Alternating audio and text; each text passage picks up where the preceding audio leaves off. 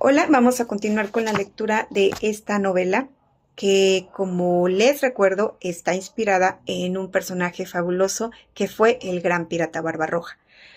Yo tuve la oportunidad de leerla hace ya algunos años y me pareció muy hermosa porque es una expansión total en el pensamiento. Siempre he dicho, es hermoso conocer la historia desde los dos lados de la moneda y bueno, escuchar a un personaje, conocer a un personaje, leer a un personaje que se encontraba en el grupo contrario a los cristianos en aquel momento de la historia en que se enfrentaban a muerte por territorio y por religión. Bueno, siempre es bellísimo. A mí me parece muy bello porque no se trata de qué lado se encuentra la persona de la historia. Yo creo que se trata de la nobleza de su corazón, se trata de la nobleza de sus decisiones, de sus elecciones, de la humildad de su ser. Entonces siempre es muy bonito aperturarnos a leer historias diferentes, a escuchar y ver lo que otras personas han descubierto, han construido, han han trabajado. Entonces, bueno, eso nos permite que nuestro propio pensamiento se expanda y de esa forma podamos darle paso, darle entrada a una mayor tolerancia, a una mayor comprensión, no solo de nuestra persona y de las personas más cercanas, sino de muchas otras personas en cualquier parte del mundo. Y bueno, si es a través de historias que nos hacen sentir cosas bonitas como la emoción que puede generarnos un libro bello, pues bueno, más a mi favor. Entonces, este espacio es para promover la lectura. Se graban pequeños espacios de diferentes libros.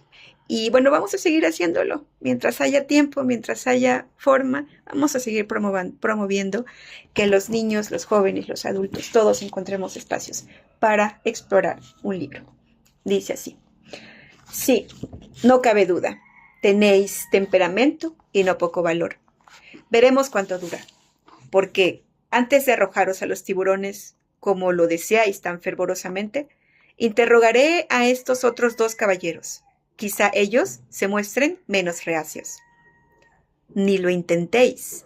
Ellos no hablarán jamás, gritó la enardecida joven, porque son nobles caballeros y luego porque no saben nada. Sin dejar de sonreír con una sonrisa helada que producía escalofríos, Cair Edín se acercó a los dos hombres que aún permanecían arrodillados, el rostro pálido y descompuesto, pero no fue necesario repetir las preguntas.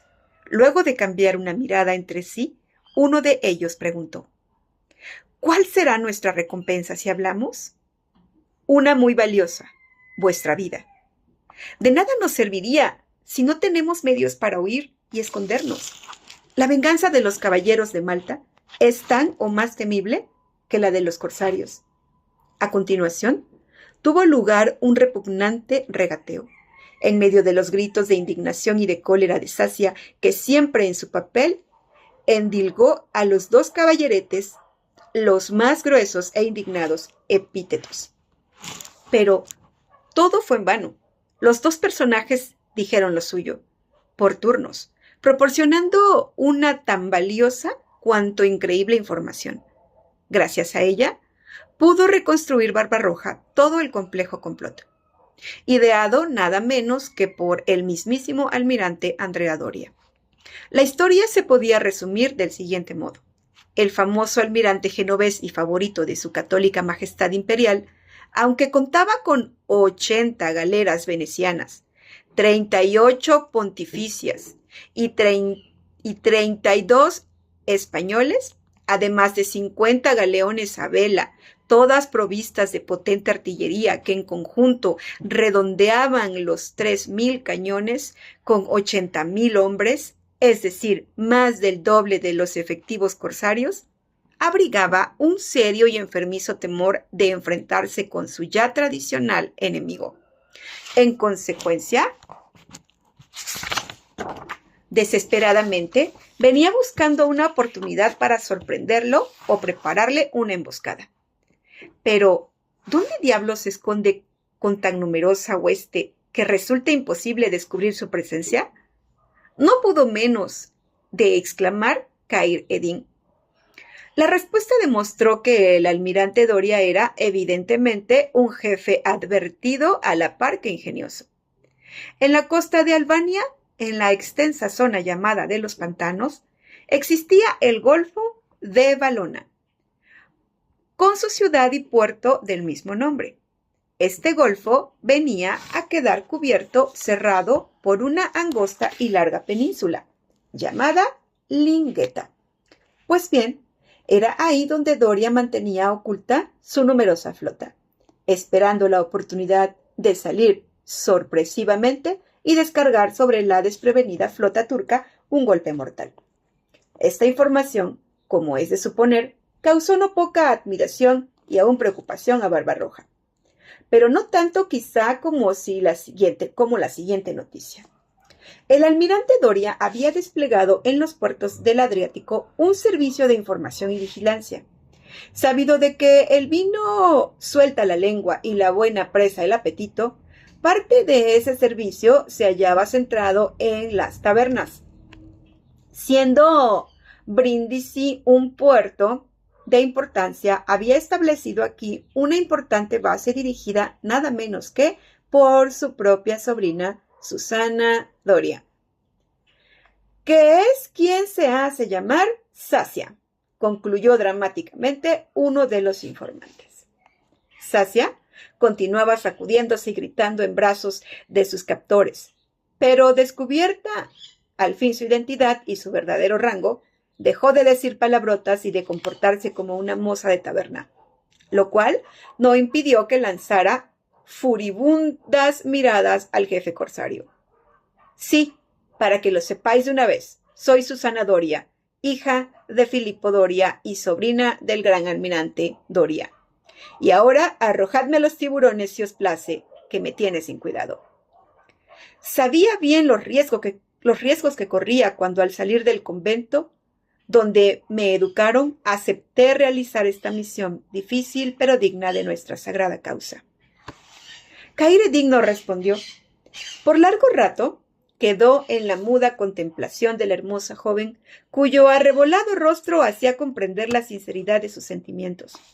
Luego hizo una leve señal con la mano y uno de los corsarios se adelantó cautelosamente por la plancha hasta llegar a la punta que asomaba sobre el mar.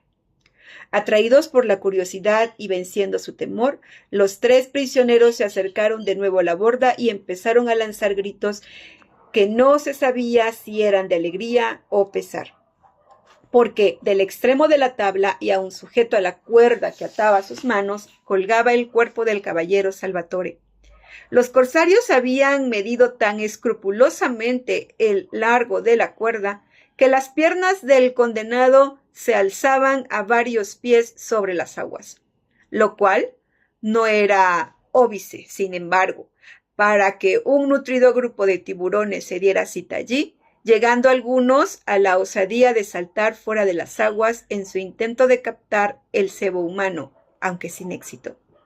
Recogida la cuerda, los corsarios tiraron de ella y el caballero finalmente cayó como una masa inerte sobre el piso de la cubierta, aunque no había recibido ninguna herida. Echadle un balde de agua y encerradlo con estos 2. Señor, le interrumpió uno de los corsarios, este hombre está muerto. Así resultó ser, en efecto. Aquel caballero había muerto de impresión o de miedo. Murió tocado por el dedo de Dios, comentó Pafnucio incorporándose luego de reconocerlo. Khayr Eddin estaba maravillado y no poco impresionado. ¿Comprendes ahora lo que quiere decir la ley de causa y efecto, señor? Este caballero realizó las suyas y merecía un castigo. Esa ley señaló el día y la naturaleza del mismo. Susana Doria escuchaba absorta, tan impresionada que no comprendía el sentido de aquellas palabras. A Brindisi, ordenó el almirante, a todo trapo. Se volvió a la sobrina del almirante. Vos, señora, venid conmigo. Susana lo contempló con horror, que reflejaba otro tipo de pavura, y su primer propósito fue resistirse y gritar. pero había tal serenidad, tal calma en aquella mirada, que subyugada por ella no opuso ningún reparo y mansamente lo siguió.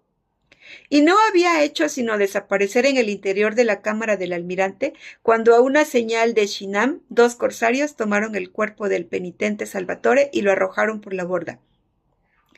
Cuando la nave capitana se alejó airosamente rumbo al puerto, detrás dejó una estela roja en un remolino de aguas espumosas surcadas por docenas de aletas que parecían espadas.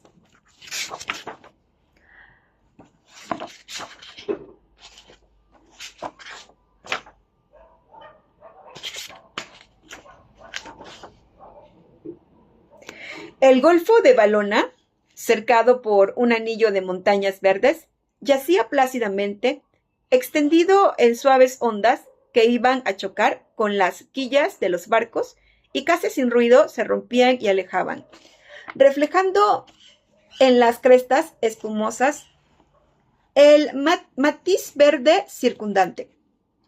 La nave almirante, adelantada a la formación de 80 galeras, se mecía en las proximidades de la punta de la Lingueta, y no lejos de la isla Saceno.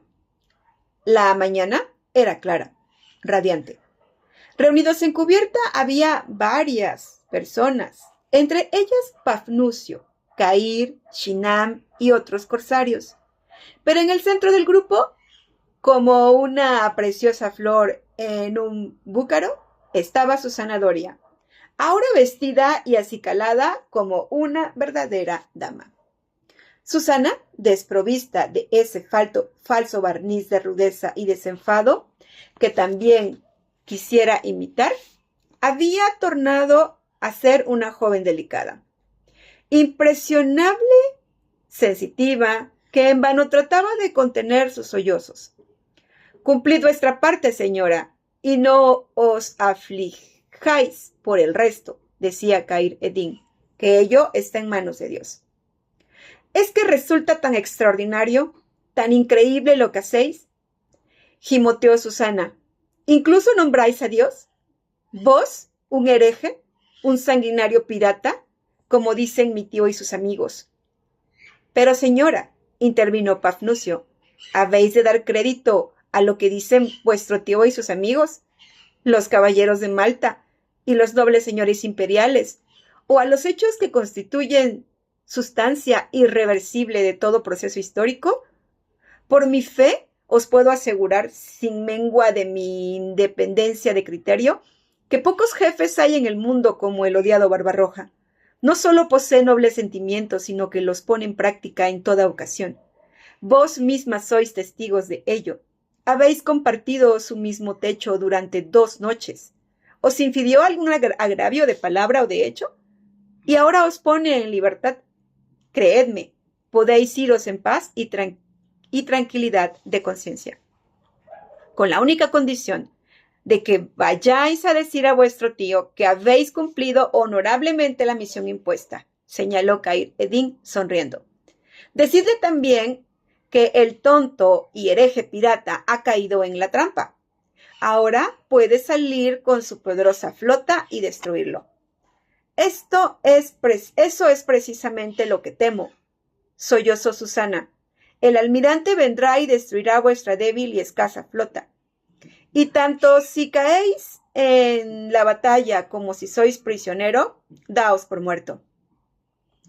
En cuyo caso, señora mía, volverá a cumplirse esa ley, cuyos aspectos más notables os hizo advertir Pafnucio.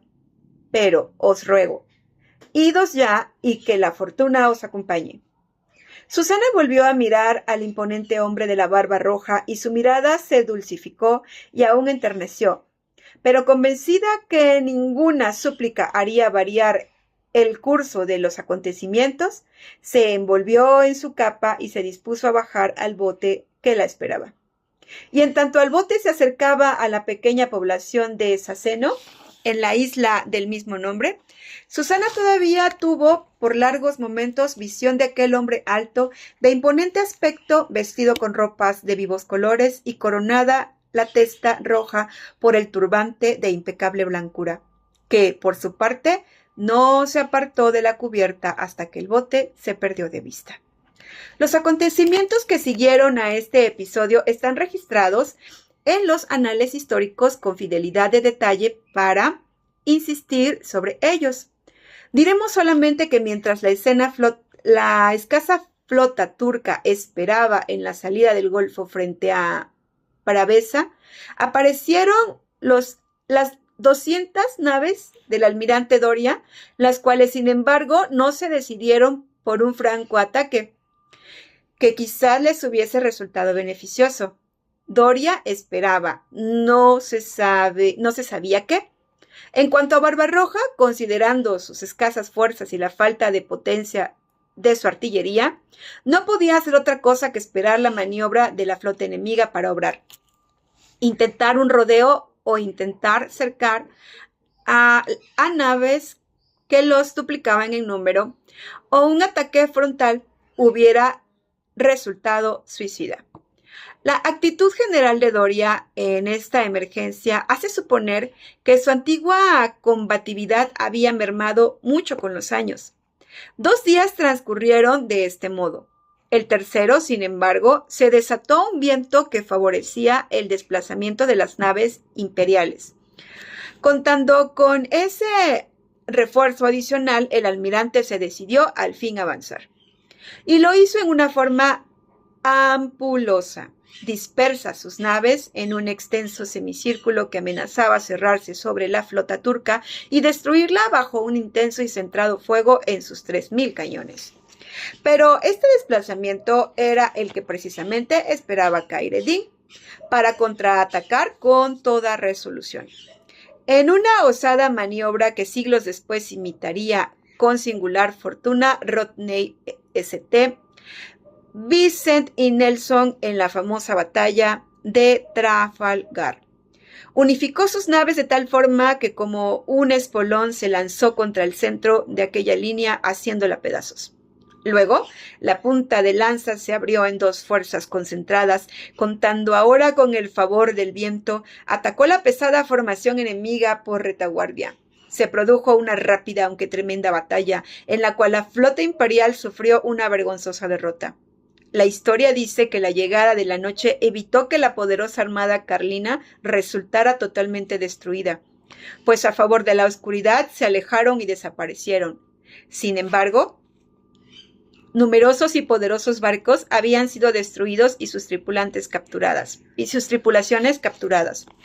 La proeza de Barbarroja, como es de suponer, causó inmenso júbilo entre los berberiscos y los otomanos, y aún desaliento y pesar muy grandes entre las huestes del imperio carlino. Se dice que el emperador Adalid de la causa y de la fe y la misericordia lloró muy sentido porque esa gran derrota naval se sumaba a otras terrestres que habían sufrido en los últimos tiempos. Fracasos, en suma, que afectaron en mucho su imperial orgullo. Y como el suyo era un espíritu enfermizo y vengativo, dicen que en ese mismo instante, arrodillándose ante la sagrada imagen, juró que vengaría personalmente tal afrenta, así tuviera que hipotecar el imperio con tal propósito. Muy otra fue la fisonomía que se presentó en la capital del Imperio Otomano cuando a ella llegó la victoriosa flota turca. Y si en ocasión de sus visitas anteriores a Constantinopla había sido bien recibido y agasajado, en esta ocasión Khayr ed-Din fue homenajeado como un héroe nacional, pues ningún jefe o almirante turco había logrado antes tan sonada victoria. Solimán decretó 30 días de festejo y durante ellos Khayr ed-Din y sus corsarios recibieron un tratamiento de verdaderos héroes nacionales. Transcurrido dicho periodo, la flota turca se entregó a una nueva y febril actividad, la de reparar los daños sufridos, reequiparse y armarse, aumentar el potencial de fuego y aumentar también los efectivos. Esta grandiosa tarea, como es de imaginar, no era cosa de días, sino de meses y aún años. Habían transcurrido 12 meses desde la batalla de Preveza, cuando al final la nueva flota turca estuvo en condiciones de hacer flamear su pendón por los mares del mundo. Bueno, vamos a dejar la lectura de hoy hasta aquí y hasta la próxima.